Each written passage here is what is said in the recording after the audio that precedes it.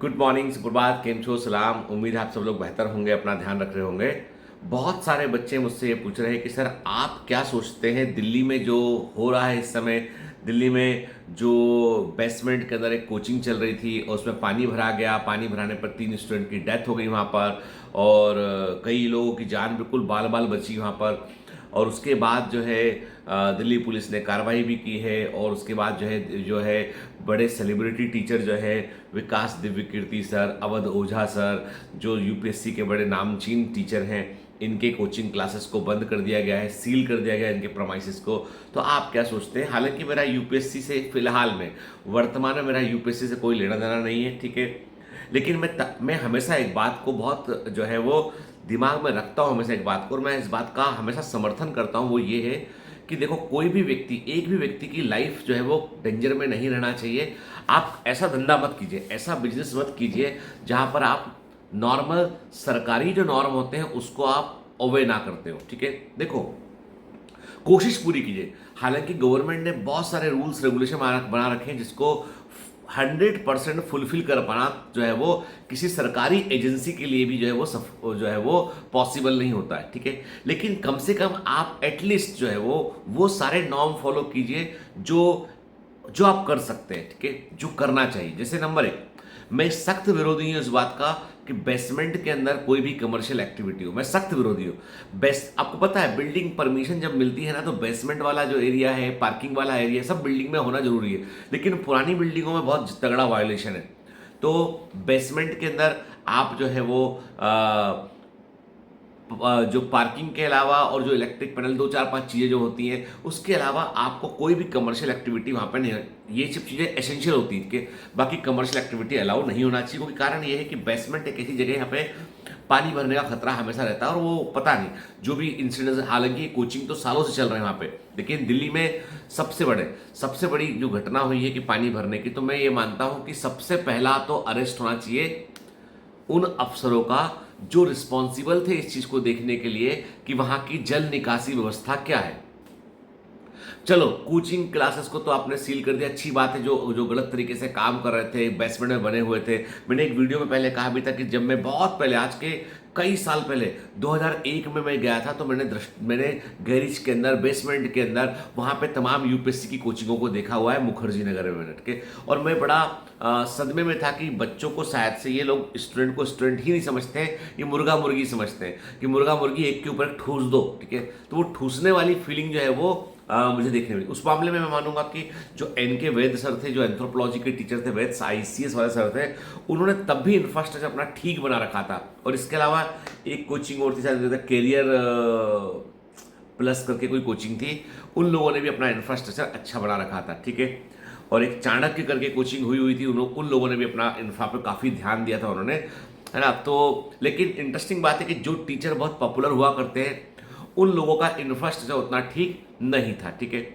और शायद से संख्या बच्चों की अधिक होने के कारण, जगह कम होने के कारण कहाँ बैठाएं, इस बात को लेकर जो है वो बड़ा मशक्कत होता होगा। तो जिस जगह पे 3 बच्चे बैठना चाहिए, वहाँ 5 बच्चे ठूस ठूस के बैठे हुआ करते थे।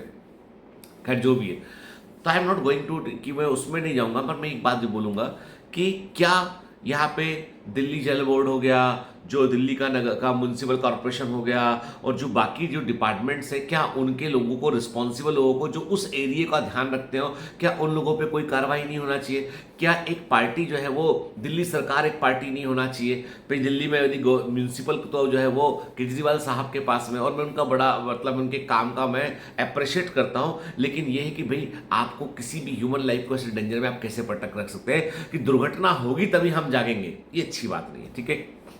मैं देखता हूं कि अभी पनिश उन लोगों को किया जा रहा है। कोई भी घटना घटती है तो वो लोग जल्दी से पनिश कर दिए जाते हैं जिन लोगों का नाम होता है, क्योंकि उससे ना मीडिया में हल्ला थोड़ा कम पड़ जाता है, ठीक है। या एक दिशा को भटका देते हैं उसमें। जैसे अब विकास दिव्य की, उनका कोचिंग में ही नहीं, उनका कुछ नहीं, हाँ कार्रवाई किया, ये तो सरकार, तो उसको मीडिया को इतना हल्ला मचाने नहीं चाहिए कि उनका कोचिंग से, सबका कोचिंग सील हुआ होगा। अकेले विकास दिव्य कीर्ति सर का दृष्टि वो सील नहीं हुआ होगा कि अवध ओझा जी का कोचिंग सील हो गया अकेले का, नहीं।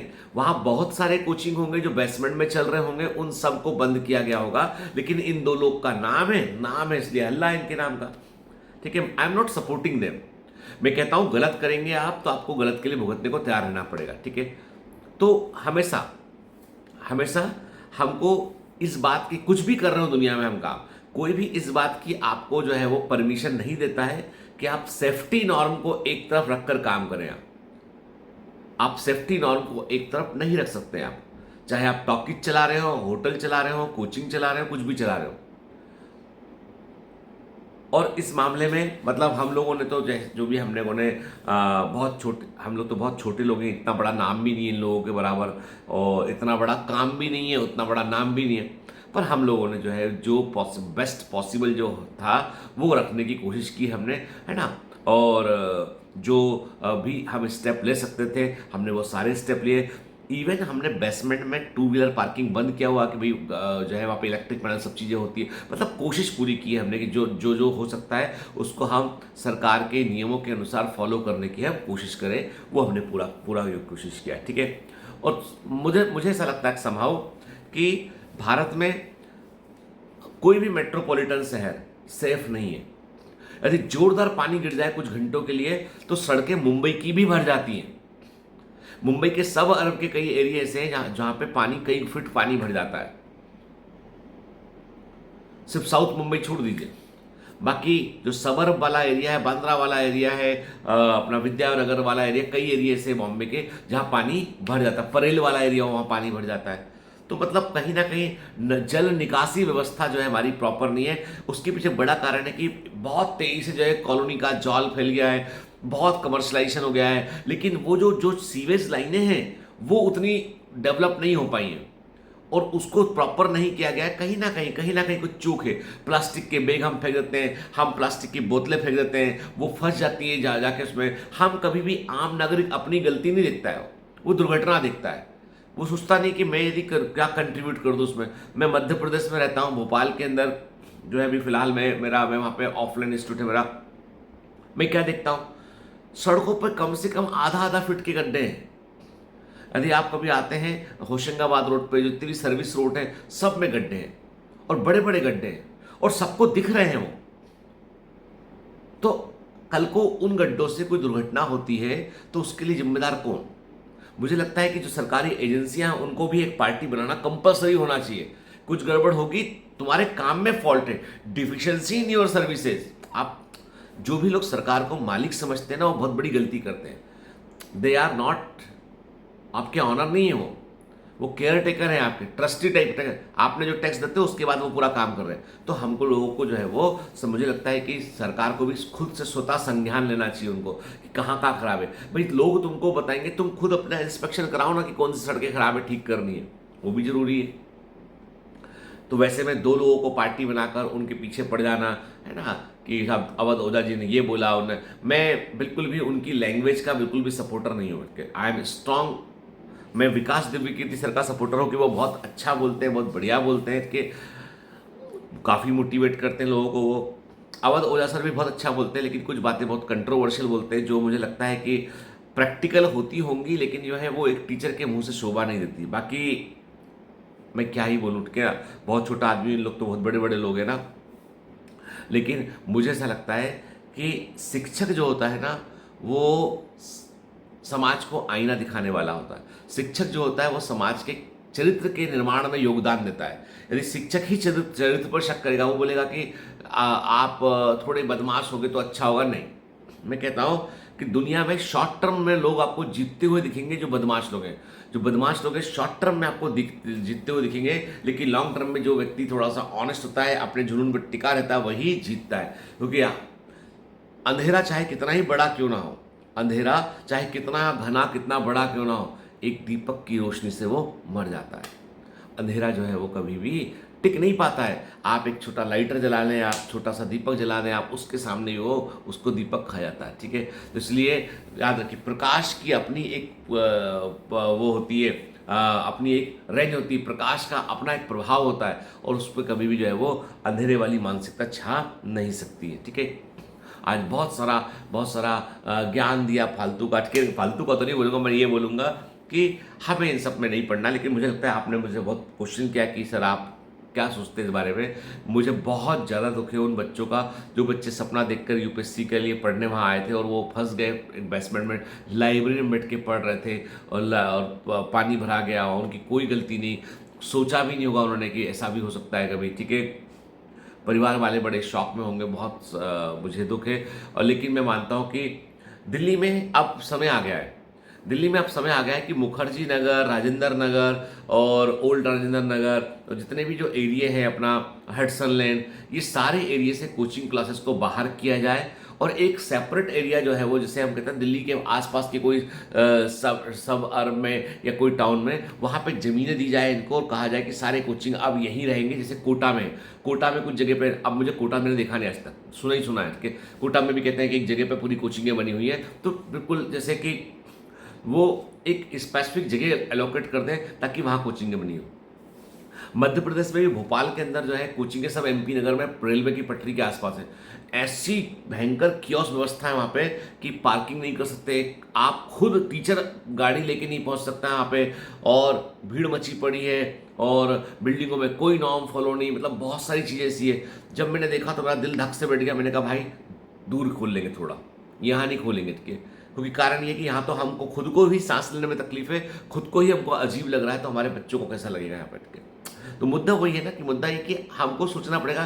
कई बार जिंदगी में नफा और नुकसान से ऊपर उठकर सोचना होता है, कई बार लाइफ में नफा नुकसान से ऊपर उठकर सोचना होता है। तो दिल्ली में वक्त आ गया है वो कि यदि दिल्ली को यूपीएससी का मक्का मदीना कहा जाता है, यूपीएससी का सेंटर कहा जाता है दिल्ली को, कि दिल्ली में पढ़ोगे तो यूपीएससी निकल जाएगा आप पढ़ के, तो उस वहाँ पर वक्त आ चुका है कि एक अलग एरिया सरकार एलोकेट करे और सारे कोचिंगों को वहाँ पर वो रीलोकेट कर दे, ठीक है। ताकि शहर के अंदर ये जो पार्किंग व्यवस्था को लेके कियोस्क है, जो प्रॉपर्टीज में बेसमेंट तमाम को, कि रेंटल इतना ज़्यादा है कि बेसमेंट का रेंट थोड़ा कम होता है तो लोग रेंट बेसमेंट पर चले जाते हैं, ठीक है। तो वो चीज़ों से बचने का यही तरीका है कि एक पूरा एरिया ही डेवलप कर दिया यहाँ पे, ठीक है। और ये सब जगह पे, क्योंकि देखिए कोचिंग इंस्टीट्यूट आज जो है वो एसेंशियल नीड बन चुके हैं, आज कॉम्पिटिशन उस लेवल पर पहुंच चुका है, ठीक है। तो वैसे में बेहतर है कि सरकार इसको रिकॉग्नाइज करे और सरकार बोले कि भैया हम एक पूरा लेन दे रहे हैं आपको, इस लेन में आप सारे कोचिंग वाले खोल लीजिए आप, ठीक है। जमीन लीजिए, रेंट पे लीजिए, जैसा लेना वैसे लीजिए, ठीक है। आप व्यवस्था करेंगे, कोचिंग वाले आगे आएंगे, अपने आप से इंफ्रास्ट्रक्चर पूरा का पूरा डेवलप हो जाएगा। तो जिम्मेदारी एक अकेले व्यक्ति की नहीं है, जिम्मेदारी वो राज्य सरकार की है, केंद्र सरकार की है, जिम्मेदारी जो रिस्पॉन्सिबल डिपार्टमेंट है उनकी है, जिम्मेदारी एक आम नागरिक की भी है कि आप नालियां बंद ना पड़ने दें, प्लास्टिक के बैग ना फेंकें आप, प्लास्टिक की बोतलें ना फेंकें आप, आपकी भी जिम्मेदारी है। जिम्मेदारी कोई एक व्यक्ति की नहीं होती, जिम्मेदारी पूरे समाज की, जो लोग उस जगह रहते हैं उन सब की जिम्मेदारी होती कुमुलेटिव, ठीक है। खैर जो भी है, इंसिडेंस बड़ा अलार्मिंग था और मुझे लगता है कि उसने चेता दिया है। लेकिन फिर वही वाली बात है, आज हल्ला हो रहा है, 6 महीने बाद फिर वही व्यवस्था बन जाएगी, 6 महीने बाद लोग फिर से बेसमेंट के अंदर होंगे, 6 महीने बाद कोचिंगें उन्हीं बेसमेंट में दोबारा खुल चुकी होंगी, 6 महीने बाद सब कुछ वैसा का वैसा हो जाएगा। तो बस इतना याद रखिए कि 6 महीने के बाद, अगले 6 महीने के बाद जो व्यवस्था चेंज की जा रही है, जिस व्यवस्था को बेहतर करने की कोशिश की जा रही है, वो दोबारा वैसी की वैसी ना हो जाए, ये इंपॉर्टेंट चीज़ है। क्योंकि हमारी मेमोरी बहुत शॉर्ट होती है, जैसी कोई चीज़ घटती है उसके बाद हल्ला करते हैं, फिर शांत जाते हैं। जैसे कि हमको इस बात के लिए, जैसे मैंने कहा अभी नीट को लेके हंगामा हो गया, मतलब अभी स्टूडेंट की लाइफ में उठापटक चला, कोई ना कोई ग्रुप ऑफ स्टूडेंट जो है वो उसको प्रोटेस्ट करना पड़ रहा है। और याद रखिए किसी भी देश में सरकारें या पॉलिटिक्स जो है वो सबसे अधिक खतरे में कब पड़ जाती है, जब जो है वो स्टूडेंट जो होते हैं ना वो प्रोटेस्ट पे आते हैं, तब खतरे में पड़ जाता है, ठीक है। तो याद रखिए ये चेन रिएक्शन है, लगातार चल रही है, और यदि और उकसाया गया तो प्रॉब्लम हो सकती है। इसलिए सरकारों को स्टूडेंट की मांग पर ध्यान देना चाहिए। चलिए, have a great day, all the best, bye bye.